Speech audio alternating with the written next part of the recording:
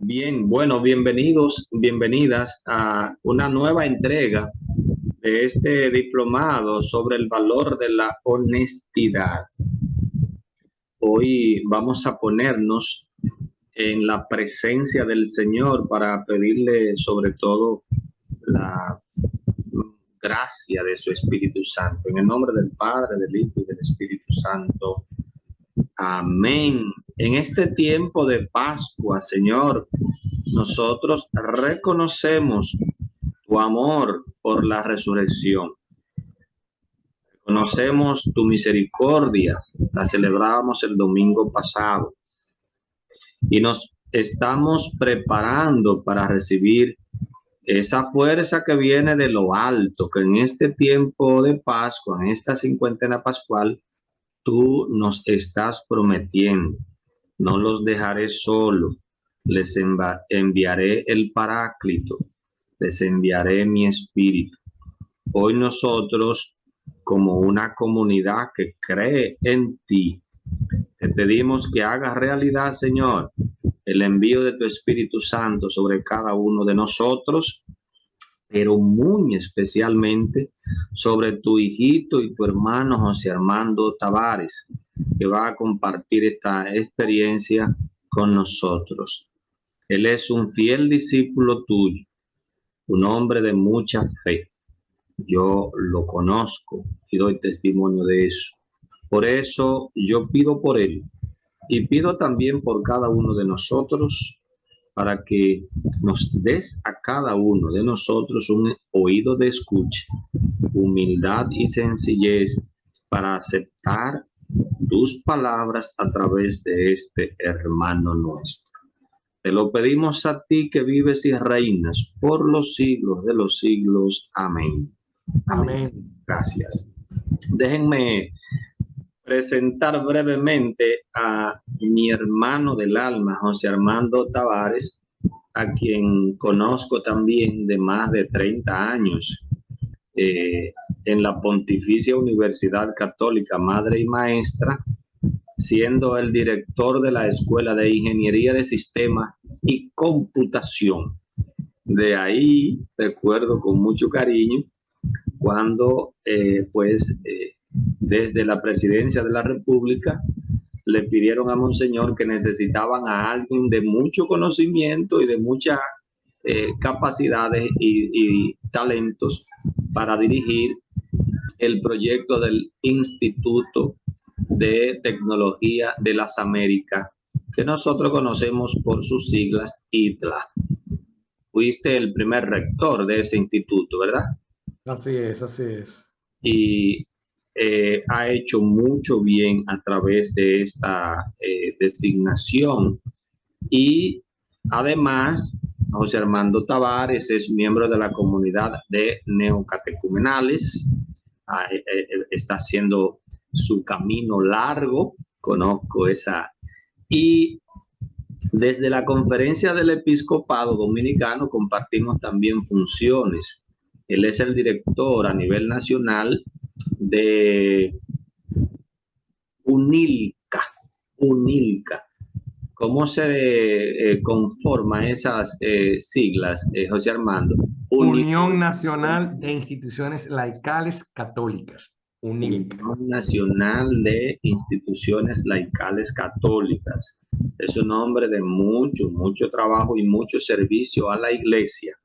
Y nosotros le hemos pedido que tenga estas dos reflexiones con nosotros: la honestidad en la vida pública, porque José Armando ha estado en cargos de mucha importancia y nos consta que es un hombre de una honestidad probada.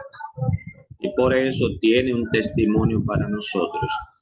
Yo les cedo todos los micrófonos y les pido por favor a ustedes que escuchemos con mucha atención este mensaje. Bienvenido, hermano, y gracias por tu servicio. No, gracias a ti, Fran. La verdad que ciertamente nos conocemos de hace 30 años. Fran sigue igual de joven, igual de talentoso, igual de santo.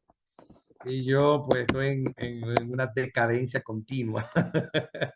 Así que ha sido una bendición conocerle, te admiro, te estimo y qué bueno que los destinos de Dios, los caminos de Dios nos ayudan a reencontrarnos. Efectivamente, como muy bien explicó Frank, aunque uno ha ocupado posiciones, ya tiene una trayectoria, un historial, efectivamente, pues la base de todo lo que ha sido mi vida es que cuando yo tenía 16 añitos, hice catequesis en la parroquia Jesús Maestro, no sabía lo que iba, sí, ciertamente había sido formado hasta ese momento al interno de una familia cristiana, sobre todo mi mamá, que por cierto se llama cristiana.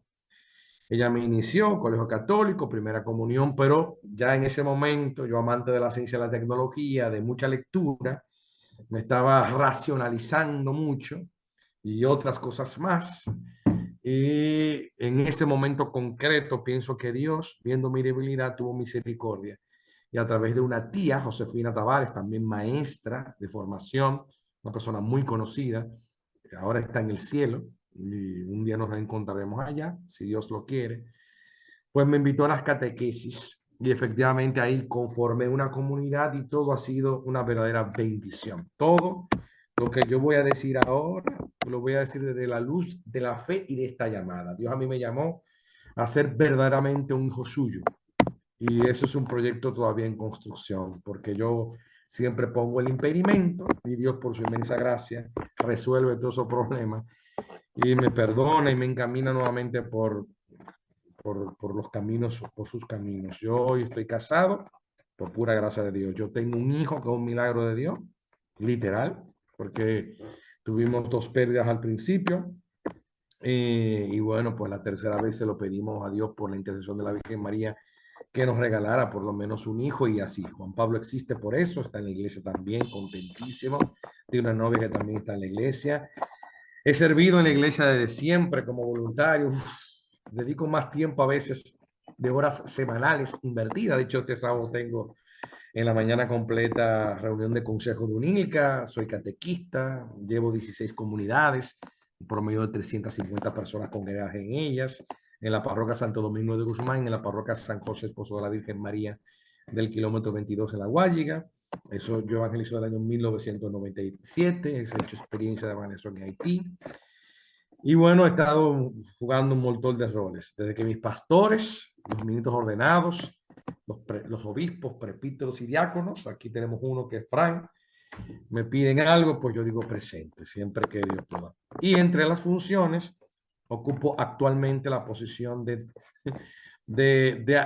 asistente especial de Monseñor Ramón Benito de la Rosa y Carpio, entre otras cosas que ya ustedes ven que tengo dentro de la iglesia, como su asistente. Él dice que soy director general, pero realmente soy su asistente, en una iniciativa que fundamos hace 7 años, que se llama Grupo Santo Tomás Moro, que básicamente lo que hace es crear un espacio de encuentro y de formación de laicos en la vida pública. Y de eso hablaré al final de esta presentación. Pero en definitiva, también desde esa perspectiva es que estoy dando esta charla del día de hoy y espero que enriquezca mucho a los participantes. Y sobre todo, pues al final concluiré con un pequeño testimonio también desde mi experiencia. Porque como decía Fran, yo fui rector del ITLA, del Instituto Tecnológico de las Américas, por 16 añitos. Ahorita les contaré cómo fue eso. Y también como servidor público, porque realmente ocupé una posición pública por 16 años, daré mi experiencia de cómo viví primero esa llamada de Dios. Yo nunca he militado en ningún partido, claro de entrada, no soy político, militante, ni partidario, ni simpatizante. Efectivamente, las circunstancias de Dios me llevaron a conocer y a hacer amistad con muchos políticos. No voy a negar que tengo amigos políticos y amigas políticos. Y bueno, hay de todo en la viña del Señor. También contaré un poco mi experiencia de cómo vive un cristiano católico esa participación en el servicio público. Bien, entonces el tema propuesto es la honestidad en la vida pública. Y por eso es fundamental iniciar esta charla con un pensamiento o reflexión de San Pablo. Iniciamos oficialmente a las 7:26. Estaré conversando con ustedes de unos 30, 40 minutos y luego habrá preguntas y respuestas, fracciones. De todas maneras, en el chat, en la medida que yo voy hablando y si surge una duda, pónganlo en el chat porque empezaré a leer lo que haya en el chat. Es decir, que no esperen si quieren al final, sino se lo olvida, usted ponen la pregunta o el comentario en el chat y después al final yo estaré respondiendo cada una de esas preguntas. Entonces, después de explicar esta dinámica, tiempo y cómo vamos a hacerlo, pues San Pablo dice en la Epístola a los Filipenses, también os saludan todos los santos, en especial los de la casa del César. El César, ¿quién es el César?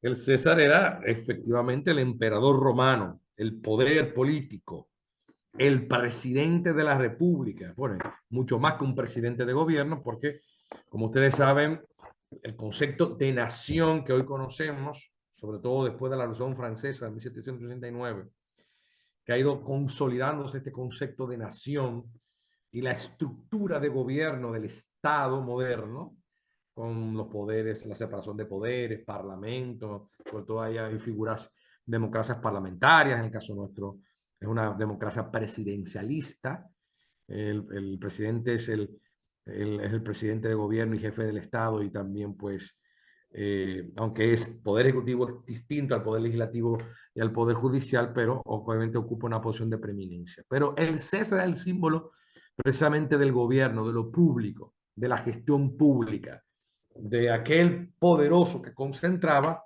en él todos, casi todos los poderes. Entonces, esto nos invita a hacernos una pregunta. ¿Quiénes eran esos cristianos de la casa del César? Y bueno, obviamente que seguro, funcionarios, empleados de la administración imperial, unos cristianos que se dedicaban de manera específica a la vida pública, a los asuntos del bien común. Ya desde los tiempos de Jesús existían estos hombres y mujeres de fe que se dedicaban a la vida pública. Y es interesante porque este slide yo sé que desmonta muchos de las cosas de como nosotros en Dominicana, sobre todo en República Dominicana, vivimos nuestra relación con el mundo cristiano. Ya le voy dando un poquito pincelada de mi testimonio con el que yo cerraré al final después de estos 30, 40 minutos de intervención. Miren, cuando en el año 2004, en el mes de julio más o menos, Monseñor Agripino Núñez Collado, que en aquel momento era rector magnífico de la Pontificia Universidad Católica Madre y Maestra, y por tanto también era presidente del patronato del ITLA, se va acercando a mí y me dice de que se va a conformar una terna para presentárselo al presidente electo en aquel momento, Leonel Fernández Reina, para ocupar la posición del director ejecutivo del ITLA. En ese momento ITLA no era una universidad, no era una institución técnica de educación superior, mejor dicho. En ese momento yo me asusté muchísimo, porque yo no estaba en ningún partido político, yo no era político. Y de hecho en mi casa y en mi ambiente de iglesia había un rechazo, quizá implícito, no tanto explícito, hacia todo lo que oliera a política. Porque lo político, la política, bueno, que es una cosa, pero la administración pública, se puede ser tecnócrata, lo que se conoce como tecnócrata en el mundo de la vida pública, que es aquel que no es un militante político, sino que es uno que se ha formado, que tiene una formación, un perfil técnico y que ocupa posiciones técnicas, porque obviamente los políticos, cuando se hacen del poder, necesitan para hacer un buen gobierno de gente experta. Entonces yo me asusté muchísimo. Y mi mamá, Cristiana Amelia Rodríguez Peña, se asustó también muchísimo.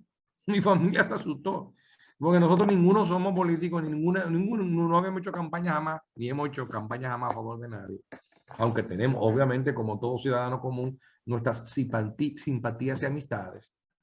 Inclusive yo llegué a consultarlo con mis catequistas, que es como mi director espiritual en el lenguaje catecumenal, y también consulté mi queridísimo, su eminencia, reverendísima, el cardenal Nicolás de Jesús López Rodríguez. Y la frase más elocuente fue la del cardenal, que te dijo: ánimo, José Armando, no te olvides, eso sí, nunca de los pobres. Esa fue su frase lapidaria, que de alguna manera me dio la tranquilidad o paz interior para afrontar ese desafío. De hecho, Monseñor Agripino me designa mediante una carta, asigna como director ejecutivo del ITLA en el 27 de agosto del 2004, tenía unas premuras, y de hecho el decreto del presidente Fernández sale el 3 de septiembre del año 2004. Entonces, para que ustedes vean lo que es efectivamente eso, yo no tenía ni siquiera formación en doctrina social de la iglesia, ni sabía ni tenía claro cómo era vivir mi fe en el mundo de lo público, en el mundo de la misión pública. Yo tuve que hacerme camino por fuerza propia. No tenía asistencia, ni siquiera en los movimientos apostólicos, porque los movimientos apostólicos ponen mucho acento en lo que es el carisma, ¿verdad? En la espiritualidad, en la vida interior, en la vida sacramental, en la participación en los sacramentos, en el servicio a intras de la iglesia. Pero luego esa vinculación iglesia-mundo actual, eso quizás en los movimientos apostólicos, en las instituciones locales no se vive tan explícitamente, a menos, y los hay, movimientos apostólicos que de alguna manera ponen acento en eso. Y después les contaré cómo surge el grupo Tomás Moro, que surge precisamente desde esa perspectiva. Bien, pues la realidad, mis queridos hermanos y hermanas, es que el hecho de que hayan cristianos en la vida pública, tú y yo que muchas veces hemos rechazado eso, yo también tengo todavía hoy una actitud hacia lo político un tanto de desprecio, y eso no viene de Dios, ahorita yo lo voy a aplicar. Pero bueno, vivimos en República Dominicana, hemos sido criando en un ambiente donde los sermones que nos predican los curas, los obispos, nos hablan de que que la política es sucia y que todo lo que es político es sucio y que todo el que está en política es corrupto, etcétera, etcétera, etcétera. Es decir, laicos y laicas que hacen política tienen que tener mucho cuidado porque la política lo ensucia todo. Que obviamente tiene gran parte de verdad, pero es importante, ahorita vamos a pasar lo que dice el magisterio al respecto. ¿Okay? Pero esto pone de alguna manera, y concluyo ya esta introducción con esta frase de San Pablo, que en la parte conclusiva de la epístola a los Filipenses, diciéndole lo siguiente, de que en definitiva, ¿cómo se vive la política desde la fe? Si estamos seguros 100% de que Dios a nosotros nos ha dado esa vocación concreta. Así como Frank es un diácono muy bueno de la Iglesia Católica, así como muchos o todos los que están participando en esta charla son gente que tiene vocaciones específicas, y esa es la vida cristiana. Yo he tenido mis discernimientos. ¿Qué tú quieres, Dios, de mí? Tú me quieres aquí. Es decir, el discernimiento vocacional es propio del día a día cristiano. Si en ese discernimiento hemos descubierto de que efectivamente Dios nos envía, y toda vocación tiene cruz, pero hemos hecho una confirmación de que nuestra vocación realmente es participar en la vida pública a través de la política, pues efectivamente solamente así se puede participar en la política. De tal manera de que efectivamente no vamos, por eso es importante esta charla, y el título de la misma, y el título del diplomado. Porque lo común, lamentablemente, es que en República Dominicana y en el mundo, sobre todo en República Dominicana, que es lo que conocemos, se va a la política a enriquecerse. No a ser honesto, sino a ser deshonesto. Es decir, se busca en la política tener un shortcut, una vía rápida hacia la independencia financiera, hacia la riqueza, hacia el bienestar, hacia la movilidad social por la vía de ¿qué? De que me ponen un puesto y yo, a través de artimañas, a través de estrategia, pues busco lucrarme. Y el Estado es un botín que yo después que me fajo, hago campaña, me monto en una caravana, me monto una patana, digo que el candidato mío es el mejor que hay, entonces debo ser premiado. Y el premio no es solamente un puesto público. El premiado es que yo debo de recuperar con rentabilidad ese tiempo o dinero invertido en la campaña. Entonces, eso no es el criterio de la participación de un cristiano en la vida pública, es otro. Y ahora vamos entonces a entrar en materia. Estaremos en un esquema de 5 puntos. Primero veremos y repasaremos rápidamente los principios de la honestidad en la vida pública. ¿verdad? Crear un poquito de fundamentos. ¿Qué significa eso? ¿Qué significa ser honesto? ¿Qué significa hacer la vida pública? ¿Qué significa ser honesto en la vida pública? Pero para entender muchas de estas cosas hay que ver ejemplos prácticos. Porque, ojo, yo es verdad que soy a veces muy ingenuo, pero todavía, después que yo he visto de todo, y después yo le contaré algunas cositas que se pueden saber de eso, de ese todo que yo he visto, escuchado, vivido, de que efectivamente hay veces que las personas no tienen lo que se conoce una formación de la conciencia. Y hay gente que peca por desconocimiento. Yo todavía, la gente dice, no, la gente es tigre. No, hay gente que entiende que una práctica, por ejemplo, hay gente que cree que efectivamente la mediación pública, el hecho de que tú cojas un 10% de comisión, un 20% de comisión por cada compra que transacción y que tú facilitas, eso es lo normal. Que lo que tuvo mal en la operación Calamar y en la operación Moluco y todas esas operaciones acuáticas y marinas, es que se excedieron. ¡Wow! El exceso. No. Es que el servidor público que está en un cuchitril, en una agencia de gobierno que maneja un presupuesto de 50 millones de pesos y se agencia con una papelera que es de un amigo para que le compren el papel a esa papelera y sácame lo mío, eso, aunque sea 10%, 15%, no es lo normal. Pero hay gente, yo le doy el voto de ellos, hay gente que cree que efectivamente eso es lo normal. Entonces la conciencia hay que formarla.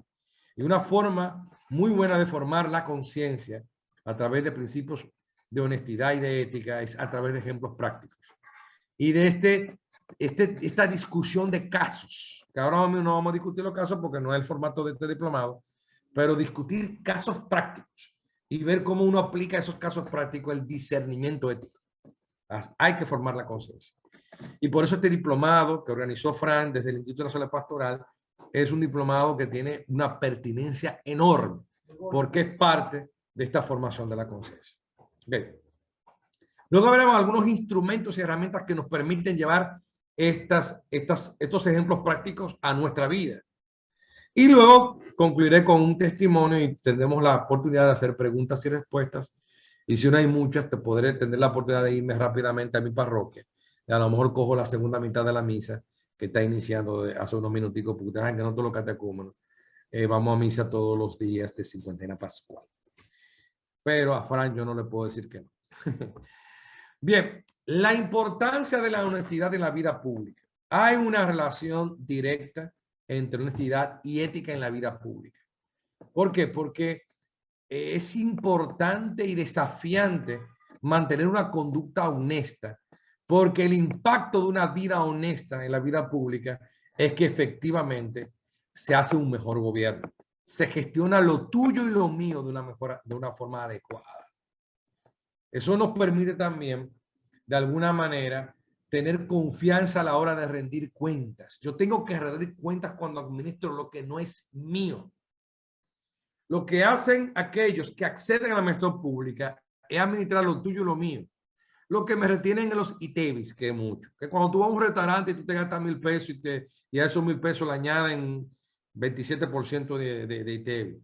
Lo que te descuentan en tu salario todos los meses. Todo eso chelito que te descuentan, en vez de tú dátelo a ti, el gobierno se lo coge, ¿verdad? No creo que se lo coge en más sentido, sino que lo recauda, es la palabra correcta, para invertirlo en lo común, para invertirlo en esas calles que transitamos, en esas aceras que transitamos, en ese aeropuerto o sea, en esos elementos y infraestructuras, en esos servicios también públicos, ¿verdad?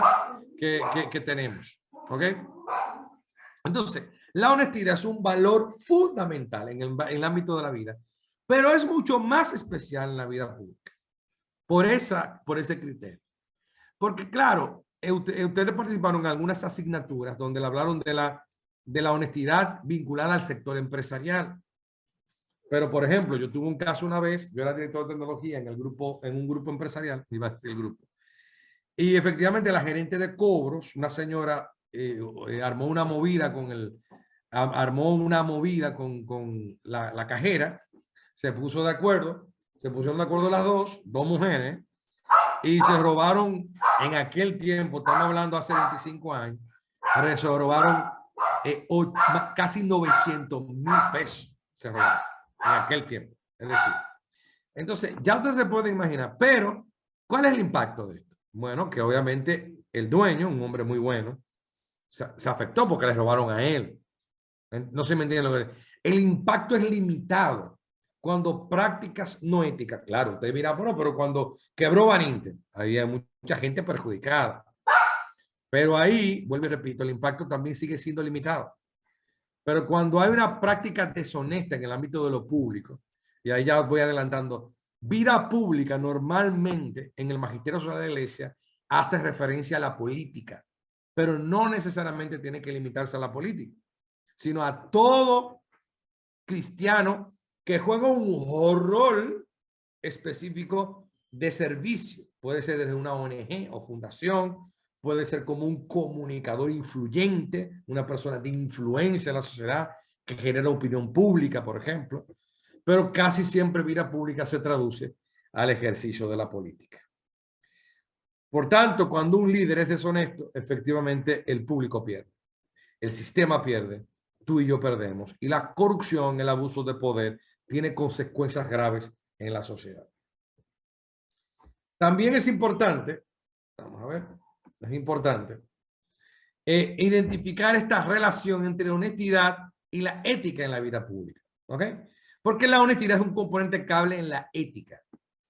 Digamos que la sombrilla, no voy a definir, digamos, ética desde el punto de vista filosófico, etimológico, sino porque ya eso lo vieron ustedes en otras asignaturas. Pero en el mundo de lo público existe, de hecho, una dirección de integridad y ética gubernamental. La palabra ética es la sombrilla sobre la cual se resumen todos los valores que debe practicar un funcionario público. ¿Okay? De hecho, hay un código de ética del servidor o funcionario público, etcétera, etcétera. La honestidad es un componente clave. ¿Por qué? Porque todos los servidores públicos a todos los niveles, no solamente los líderes, están obligados a actuar de una manera ética y moralmente correcta, y no por intereses propios. Este principio rige el accionar. Pero ¿qué pasa? Que muchos de los que están conectados, sean sinceros, cuando un familiar cercano lo nombra en una posición pública, espera de manera consciente o inconsciente, en la mayoría de los casos, de que ese familiar tuyo que nombrará un ministro, director general, gerente administrativo en una institución pública, te ayude. Pero fulano tuvo 16 años en una posición y no ayudó a su mamá y no ayudó a su papá. No vive en una mejor casa, ¿no? ¿Okay? Hay, digamos, unos valores o principios que la cultura dominicana, sobre todo, ha adoptado, que van contrarios a ese comportamiento ético que se espera. Por tanto, es importante actuar con transparencia e integridad, y de tal manera de que esto inspire, con su ejemplo, la construcción, obviamente, de una sociedad más justa y ética. Por tanto, es un desafío constante. Es un desafío constante no dejarse vencer a las presiones y tentaciones que ocurren en lo público. Yo recuerdo, vengo ya con las anécdotas, un amigo de la universidad, que cuando a mí me nombraron al año y medio, cuando asumí la posición de director ejecutivo, va y me visita. Yo lo recibo como un amigo, ¿verdad? Dirigía una empresa de tecnología, dirige todavía su empresa. Cuando lo doy despidiendo, él me dice, me hace una de esas sugerencias, ¿me entiendes? Y yo lo miré con ojos de misericordia, como Jesús miró a Zaqueo, que era un ladrón. Zaqueo era un político ladrón, recaudador de impuestos. Era como decía el director de la GI o el director de aduana. En aduana hay muchísima corrupción, mucha evasión de impuestos.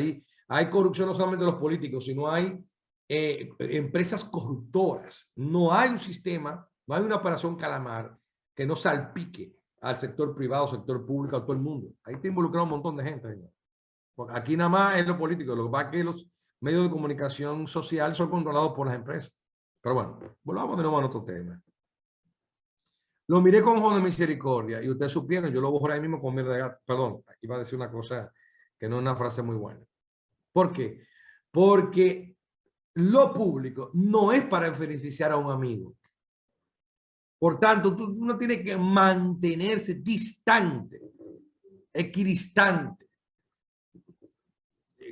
Porque por eso las instituciones públicas, la Misión Pública Dominicana, eso hay que decirlo también, ha ido, en mi humilde opinión, por ejemplo, ahora con la justicia independiente, en una mejoría lenta, pero segura. ¿Por qué? Porque se han ido creando instrumentos, instituciones, instrumentos, espacios, que permiten a aquellos que están en la misión pública, que quieren ser transparentes, que lo sean, sin mayores dificultades. Por eso apegarse a los sistemas, apegarse a los procesos, apegarse a las leyes. Por ejemplo, yo no contrato a un proveedor, yo ni me reúno con proveedores en la misión pública. Yo no conocía a los proveedores. Hay un proceso en compras públicas que debe llevarse. Yo necesito un bombillo, bueno, pues se abre un proceso y participa todo el que quiera vender un bombillo y que reúna las condiciones como proveedor. Y entonces en esa libre competencia transparente, igualitaria, sale adjudicado el mejor en precio, en calidad y demás. Yo no busco un amigo mío que fabrica bombillos o intento encontrar alguna empresa que fabrique bombillos. No, no, no.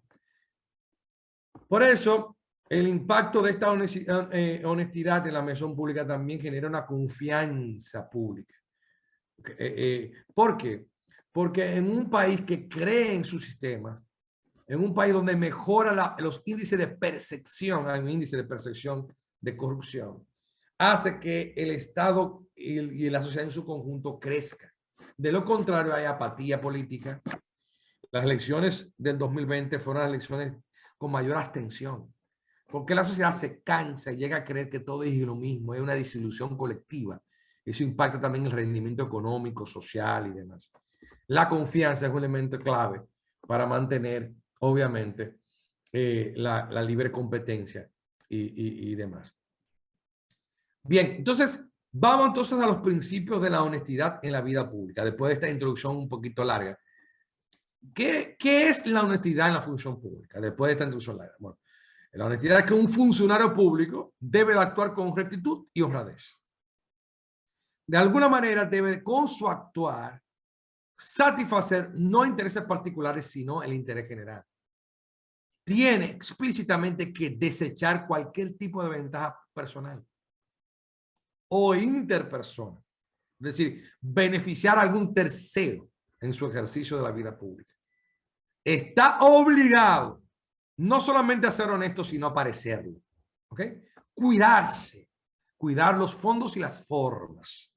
Eso es ser honesto en la función pública. Por tanto, ser honesto implica un compromiso. De tal manera, un compromiso de no mentir. Hay una mitomanía en la vida pública, es decir, porque hay todo tipo de conductas no honestas. ¿Por qué? Porque, no, bueno, yo no me robo nada, pero miento, falseo la data. Dije que formé 5,000 personas cuando en realidad formé 500. Dije que inauguré un puente cuando no lo inauguré. Dije que inauguré una escuela y la dejé supuestamente debidamente equipada, pero es mentira. ¿Okay? No tomar lo que no te pertenece, pero no las grandes corrupciones, sino las microcorrupciones. Es decir, gente que ve un dispositivo mal puesto, a lo mejor no registrado en el archivo de activos fijos. ¿Okay? Gente que se le asigna, por ejemplo, un viático, que se le asigna una gasolina y no la usa él, sino la usa un tercero o revende esa gasolina. ¿Okay? Hay tanta creatividad en la gente que quiere sacar provecho. Y obviamente no asumir compromisos que no va a ser capaz de cumplir. Eso también es ser deshonesto. Es decir, no te preocupes, te voy a hacer diligencia. Prometerle a un ciudadano que en 15 días va a hacer un trámite y no hacerlo en 15 días. En definitiva, hay una serie de características que nosotros debemos hacer, digamos, en actitud positiva. Ser honesto y hacer un compromiso de servicio de excelencia con la ciudadanía. ¿Cómo se aplica la honestidad en la sociedad? Bueno, hay que enseñar a ser honesto, lo que yo decía al principio. Es importante formar la conciencia, es importante respetar, es importante tener una un ser sincero en la relación con el otro. Pero no ser honesto no solamente corrupción pública, no ser honesto es, por ejemplo, que no haya acosos, ni laborales ni sexuales al interno, respetarse mutuamente los servidores públicos, respetar a los ciudadanos a los que yo sirvo, que los ciudadanos te respeten a ti, etcétera. Evitar críticas, murmuraciones, actitudes negativas, los valores que una persona honesta debe de cumplir en la función pública es desempeñar. Alguno dirá, bueno, pero yo no robo, yo no me meto con nadie, pero mi desempeño es mediocre. Llego tarde, me voy temprano, procrastino, o sea, inobservo y respeto los principios de la pauta ética, no solamente desde el punto de vista de probidad y rectitud y buena fe, sino que también de alguna manera pues soy malo en mi desempeño. Eso también es ser de alguna manera deshonesto. Y luego de entender qué es honestidad, qué es vida pública y cómo ser honesto en la vida pública y en la función pública, veamos algunos ejemplos. Si a una persona se le cae, si a una persona en la calle se le caen unos cuantos billetes, a pesar de que significa una ganancia económica para ti, el individuo honesto devolverá al dueño ese dinero, porque ese dinero no es tuyo. Cuando, por ejemplo, en la mesón del presupuesto del ITLA, yo nunca cambié el vehículo. Yo duré 16 años con el vehículo que yo recibí, una Toyota Prado del 2003. Y la gente se escandaliza cuando yo digo eso. Pero porque todo el presupuesto que entraba, yo decía que era importante que se invirtiera en los jóvenes, en comprarle computadoras en los laboratorios, en mejorarle el transporte, en crear nuevos centros, nuevas carreras. Entonces, esta actitud que viene de una formación de familia, que viene de una formación de fe, pero que también se puede moldear, es importante que se refleje en todo nuestro accionar público. Los testigos honestos de un acontecimiento o un crimen informan con la verdad a la policía o a los jueces para que prevalezcan los hechos por encima de las opiniones o las conveniencias. Es decir, ¿cuántos gente supuestamente honesta, un político dijo que la corrupción se detenía en la puerta de su despacho? No. O sea, ¿cuántas veces yo estuve tenso y verificando de mil maneras que yo fuera honesto, pero también sobre todo verificando que mis colaboradores eran honestos? Yo tengo una responsabilidad. No, yo soy un tipo serio. Salí como salí del ITLA el 13 de agosto del año 2020 en el carro que hoy todavía tenemos, en el que acaba de llegar mi esposa que se fue a la parroquia, se adelantó. Hoy tenemos todavía un Honda Civic 2007, azul. Y bueno, efectivamente, después que salí del ITLA, gracias a Dios, Dios me bendijo, proveyó, he tenido buenos contratos y he podido sacar un vehículo también usado, pero es un vehículo. Entonces, en ese sentido, no dije que yo tenía también otra persona, es un amigo, pero me decía, bueno, yo no hago nada malo, pero yo miro para la izquierda. No, pero tú eres consciente que en la derecha están sucediendo cosas contrarias a las leyes. O sea, tu responsabilidad como ciudadano y funcionario público denunciar eso, evitar eso, accionar contra eso, no permitir eso. Tercer ejemplo, los políticos honestos de existir, porque de hecho existen, yo conozco, pocos, pero existen, serían aquellos cuyo compromiso con el bien común, cuyo respeto por su pueblo les impide aceptar coimas, sobornos y por ende no salgan del cargo público convertido en millonario. Y aquí pongo también otro ejemplo. Miren, yo en el ITLA, era un dato público, ustedes lo pueden googlear, yo ganaba 175,000 pesos mensuales de salario como rector del ITLA, de salario bruto. Me descontaban y yo neto ganaba 135,000. Yo del préstamo del apartamento, que todavía no lo he pagado, el apartamento donde estoy dando esta charla, un apartamento de 130 y pico metros cuadrados, yo pagaba de préstamo, todavía estoy pagando 35,000, 36,000, 37,000 pesos, depende de la tasa de interés que me actualice en el momento. Y después pagaba la que son de mí, pago la que son de mí. Bueno, tenemos gastos, ¿verdad? Mis queridos hermanos y hermanas, yo doy como testimonio, nadie con un salario público puede salir millonario. O sea, nadie. Yo he visto director administrativo que un año tú lo ves comprando casa en Punta Cana y cambian de apartamento. ¿Y de dónde sale eso? Y yo administré millones. Yo administré un presupuesto millonario. O sea, claro, obviamente no era un presupuesto ni cerca de los presupuestos de instituciones grandes de este país, pero era un presupuesto de millones, institucional. Y yo no salí millonario. O sea, no estoy criticando a nadie, porque es verdad que hay gente que llega a la administración pública ya con buen capital. También hay gente que, por ejemplo, hay instituciones públicas que pagan muy bien. Yo conozco posiciones de la administración pública que hay gente que gana 800,000 pesos nada más de salario, 600,000 pesos nada más de salario. Entonces, obviamente, una persona austera como yo, por ejemplo, con un salario así, en una institución pública que pague eso, efectivamente uno mejora sus condiciones de vida. No estoy diciendo que no. Pero de ahí a salir millonario con activos, inmuebles, con un estándar de vida, no, porque uno vive de un salario. Muy bien. Otro ejemplo también es cuando un comerciante se equivoca en el vuelto a nuestro favor e indicamos el error cometido si somos personas honestas. Los estudiantes honestos son aquellos que no se copian a los compañeros, ni del libro, ni hacen artimaña, ni hacen plagio. Ahora con el ChatGPT. Las personas no le echan a tercero la culpa de sus errores cometidos, ven, que no es solamente corrupción administrativa, sino que enfrentan y se atienen las consecuencias. A ti te pueden hacer, por ejemplo, una auditoría, la Cámara de Cuentas, Contraloría, y pueden encontrar inobservancias administrativas, que no son corrupción, pero bueno, está bien, acepto que cometimos error, no hicimos este registro contable, como cualquiera. Yo tengo un amigo auditor muy bueno y muy serio, que me dice, José Armando, no hay auditorías administrativas que no se hagan con al menos 1, 2, 3 o 4 inconformidad e inobservancias administrativas, porque es lo normal, porque los humanos cometemos errores en los registros contables, no con mala intención. Oh, si hay obviamente una desviación de fondos y hay una vuelta ahí, obviamente eso ya es penal. Ya eso es la auditoría forense. Pero yo una vez le iba a pagar a alguien, pobrecito, y me equivoqué en el número de la cuenta. Y fue una equivocación. Y hice mi reclamo y tuve que esperar un mes para que el banco me reconociera el error y le hiciera el depósito a la persona. Me devolviera el dinero y yo pueda pagarle a la persona que le debía. Muy bien. Un individuo honesto no acepta compromisos a sabiendas de que no podrá o no tiene intención alguna de cumplirlos.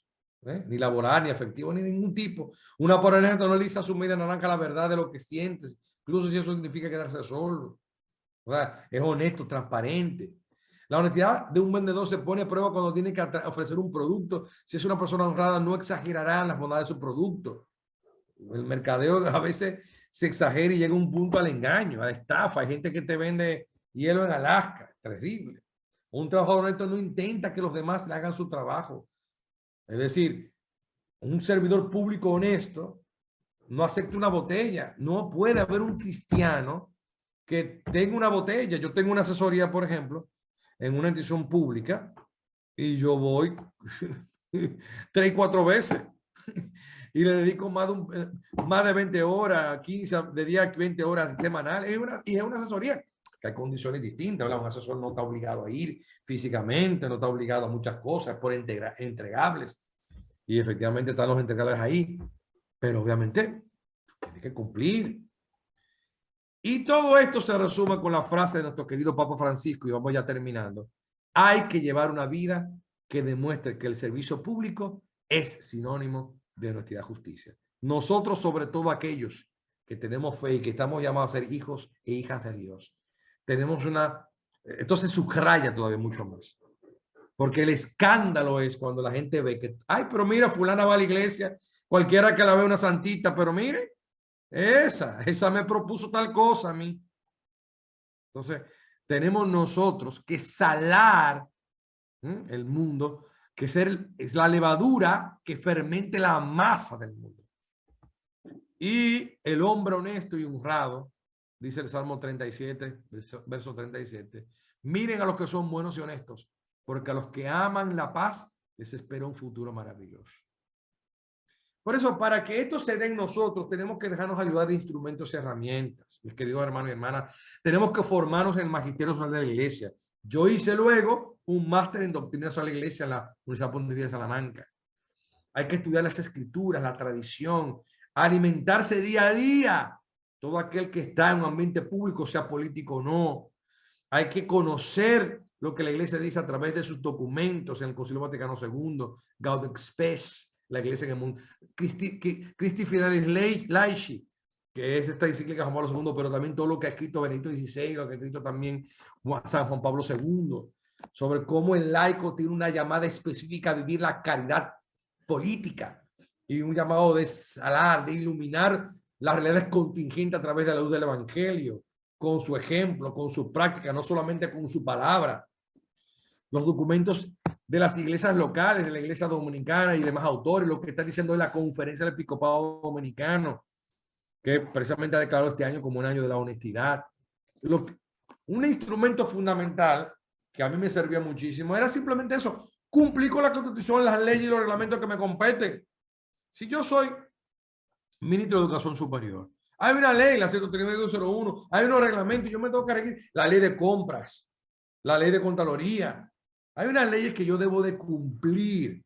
Hay unos reglamentos. Yo recuerdo en el año 2010 que yo entré en el departamento, o sea que la ley de compras es de la 340-06 y se han ido haciendo reglamentos y demás. Yo le dije al departamento de compras, miren, esta es la ley nueva, aquí está el reglamento, olvídense de nuestros procesos. No porque nuestros procesos son mejores. No, no, no. La ley es que tenemos nosotros que cumplir aquí. Y efectivamente, nosotros fuimos de las 10 primeras instituciones públicas que implementamos el CIGEF, módulo de compra del Sistema de Información Gubernamental Financiero.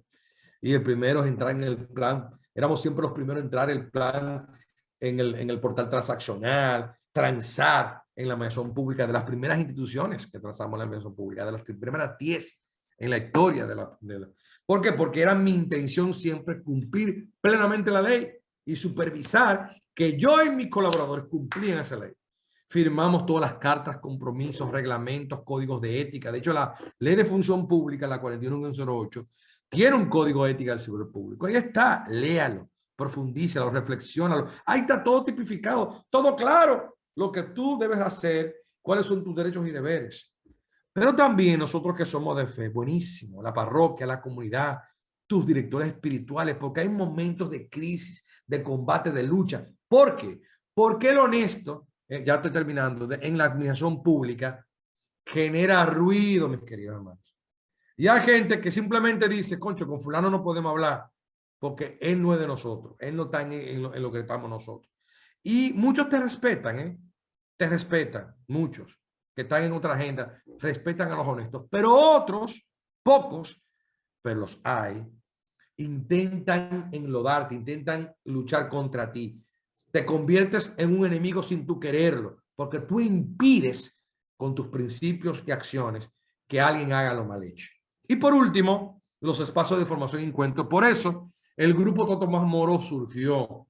Monseñor Benito Ángel, Monseñor Ramón Benito de la Rosa y Carpio, Ramón Benito de la Rosa y Carpio, en un encuentro de obispos en la Casa San Pablo, pidió qué pensábamos nosotros, y yo como rector del ITLA dije que hace falta que haya un espacio donde los que estamos en la acción pública y no somos políticos seamos ayudados. Y por eso, Monseñor, fruto de esta palabra que yo dije en ese encuentro hace 8 años, nos invitó y se conformó un comité gestor y hoy existe el grupo Tomás Moro, inspirado en Tomás Moro, que es ciertamente nada más y nada menos que el patrono de los gobernantes y políticos, declarado por el Papa Juan Pablo II, y que entre sus últimas palabras fueron: muero como el buen servidor del rey, pero primero sirvo a Dios. Fue un hombre que respetó a sus superiores, fue gran canciller, el primer laico, no consagrado, no ministro ordenado, que ocupó la posición más alta de gobierno en la época del rey Enrique VIII. Y sus principios y su obediencia a la iglesia, su fe religiosa y su radicalidad en su honestidad, inclusive lo llevaron a ser mártir. Él es mártir precisamente de la iglesia. Y yo he dado efectivamente también mi testimonio humilde. Yo siempre digo, yo nunca he intentado ponerme como un referente moral de nadie.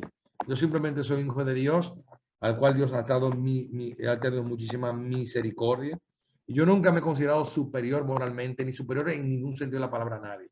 Yo soy un humilde pecador y hago mías las palabras que repite muchas veces el Papa Francisco: oren siempre por mí. Pero a mí Dios me dio la oportunidad, ya dije durante toda la presentación, ejemplos concretos de lo que es vivir en la misión pública desde la fe cristiana. Y Dios preservó. Y Dios en momentos de dificultad también fue fiel y me defendió. Y si hoy yo puedo decir de que ha sido una bendición servir al bien común a través de una posición en la misión pública, fue una bendición. Es una cruz, sobre todo por lo que te digo. Yo le decía a un amigo, con esto termino, hace unos días por una, me están ofreciendo que sea consultor en algo. Y yo decía, bueno, mira, me ha ido mejor humanamente hablando en lo privado. Y a veces uno tiene la duda, dijo, ¿por qué tuve que servir? También muchas veces en obediencia a la misma iglesia, quedarme en lo público, porque en lo público es donde, como dice el Papa Francisco, se puede manifestar la calidad más suprema, que es la del servicio al bien común. Nada, estoy para servirles. Muchísimas gracias y concluyo diciendo, oren muchísimo por mí.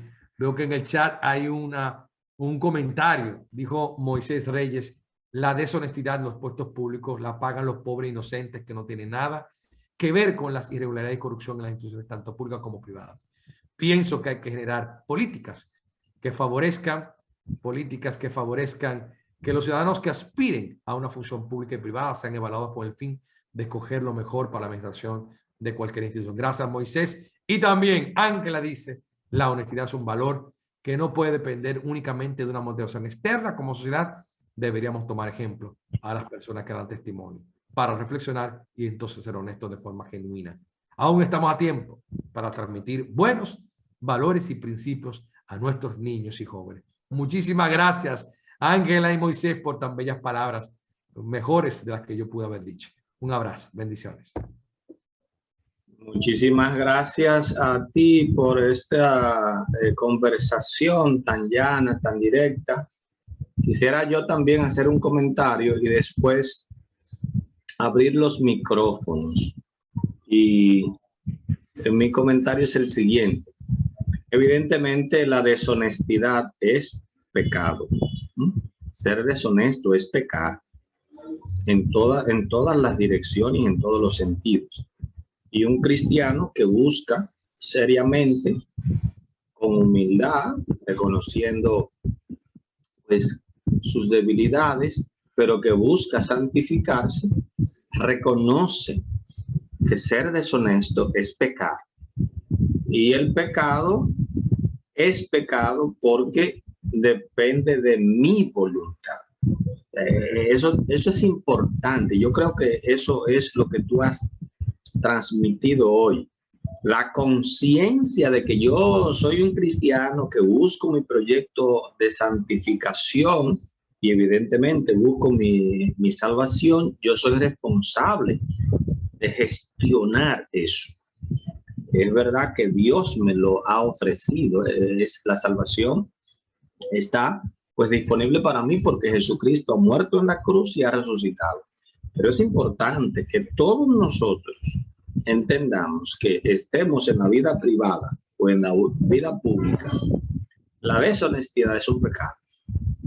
Y por eso el pecado implica que yo voluntariamente acepto las tentaciones. No, ni siquiera al mismo demonio podríamos nosotros decir que es responsable de mi pecado. No, mi pecado es responsabilidad mía. Yo me quedo con esa idea de lo que tú has planteado, porque lo vi con claridad en todo lo que tú nos estás planteando. O sea, desde tus posiciones, tú has dicho, no, yo soy cristiano, soy católico, estoy trabajando honestamente en mi proyecto de santificación y nada de lo que hay de por medio es más importante que ese proyecto de santificación y mi salvación eterna. Ahora, ahí es donde tenemos que hacer la pregunta, porque lamentablemente esta es una sociedad eminentemente cristiana. Aquí, ¿quién podríamos decir cuántos no son cristianos? ¿Cuántos no creen en Dios de una u otra manera? Unos más, otros menos, Sin embargo, la mayoría de los escándalos son de gente que hasta son pastores, que van a la iglesia, de una iglesia católica, de una iglesia protestante, gente que incluso son de comunión. Uno se da cuenta cómo lamentablemente los mismos cristianos entonces no estamos siendo lo suficientemente fuertes para enfrentar las tentaciones. ¿Alguna sugerencia? Yo sé que tú en tu testimonio hablaste de eso, pero alguna sugerencia para los que de una u otra manera puedan escuchar esta reflexión y esta intervención? Yo pienso que tu intervención ha sido magnífica, en el sentido de que pone el acento en una de las cosas que son obviamente muchísimo más relevantes, es decir, que nosotros como cristianos muchas veces tendemos a mirar estas realidades de fuera. O sea, hacemos un juicio ético de los demás. Los demás están mal, pero creo que Frank ha dado una cosa valiosísima, que es nosotros. Es una llamada a nosotros, a no, dice la Escritura, hay de aquel que escandalice a los pequeños. Si en un país donde hay el 40% de la población o el 50% de la población es católica, deberíamos de tener una sociedad, yo me imagino, la santa. Tenemos estas palabras que dijo Fran nos interpelan, no nos llaman. Entonces, en ese sentido es fundamental. Fundamental, yo digo que seguir formando conciencia a través de este diplomado, cursos, entrenamientos, reconstruyendo, porque mucha gente viene de espacios que quizás no tuvieron esos instrumentos, esas bases, esos principios, no tienen referentes en sus vidas. Entraron a la iglesia después que son adultos, pero tienen unas carencias que deben ser construidas sobre la base de un acompañamiento pastoral específico. Y bueno, yo siempre digo que cuando la gente tiene la intención, la buena intención, y se deja ayudar fruto de esa buena intención, dejarse ayudar, entonces es posible que se convierta en una referencia en los espacios donde esté. Excelente, muchas gracias. Recordar que muy probablemente pues José Armando Tavares estará también con nosotros el próximo jueves en una segunda etapa de este planteamiento, donde podríamos abundar un poco más. Sí, el comentario de Moisés y de muy oportuno, muy interesantes, y dejar si tiene alguien alguna pregunta, si no el próximo jueves, ya con la parte final de lo que plantea José Armando, podríamos tener algunas otras intervenciones. Si alguien quiere tener alguna intervención, si no, entonces terminaríamos aquí para el próximo jueves tener otra dinámica con el profesor José Armando Tavares. Muy bien. Yo no sé si el padre Zacarías está. Ah, sí, está por ahí. Yo aprovecho al padre Zacarías para que nos imparta la bendición, y si tiene algo más que añadir, pues Zacarías es como nuestro director espiritual, José Armando. Muy bien, no, en buenas manos está el pandero. Sí, parece que no nos está escuchando, pero no nada.